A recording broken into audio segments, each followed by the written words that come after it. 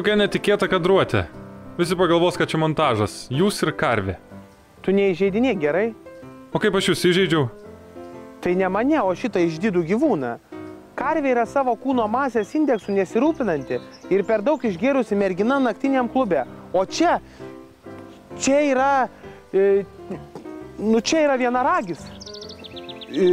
Netgi sakyčiau dviragis. Čia paprasčiausia karvė yra. Paprastų karvių nebūna. Tu žinai, ką aš sužinau nesenai? Žodžiu, sudurniavau čia kažkurį savaitgalį ir nuvariau su draugais į ten, tipo kaimo turizmo sodybą. Šiaip tai aš nekenčiu nei kaimo šitų nesąmonių visų, nei turizmo, nei tų prakeiktų sodybų baisių. Bet visi mes kokią nors nesąmonę kartais gyvenimegi padarom, ką ne taip? Aš galvoju, nu kas toj sodyboje bus? Nu, pievelė, pirtelė ir degtinėlė. Ir nebuvo? Nu tai buvo, bet tai paskui šeimininkė pasiūlė šviežio pieno. Sakau, nu tai iš kurgi gausi to šviežio pieno, čiagi nėra niekur krautuvės šalia. Ir tada parodė, iš kur nei tą pieną gauna. Nu čia gal aišku, aš nerodysiu smulkiai, kaip čia, visas tas procesas vyksta ir kaip tą pieną ištraukia. O tai paskui jas raidė reikės uždėti ant ekranų. Paskui ir klausė manęs jebrytė, tai kiek tokių karvių mano meslyta sudaroja per mėnesį? Ir kiek? Nu nie kiek. Mes tokių daiktų į savo produkciją tai nededam. O pažiūrėk, kaip valgo.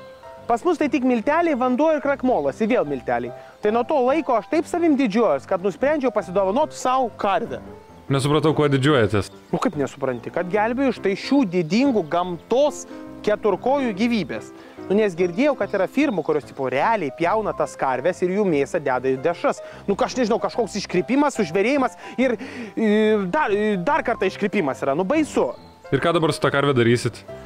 Nu, tai iš pradžių maniau, kad laikysiu, kaip aš ten kokį šunį kieme, žinai, didelis su ragais, bet kad visas gėlės nuvalgė man nuo sotų ir dar kanopom tą brangų parketą išbraižė.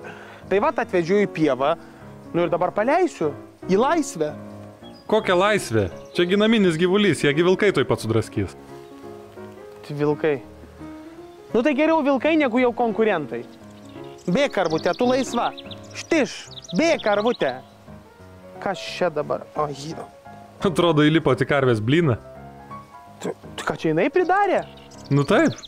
Eik atnešk iš džipo šautuvą.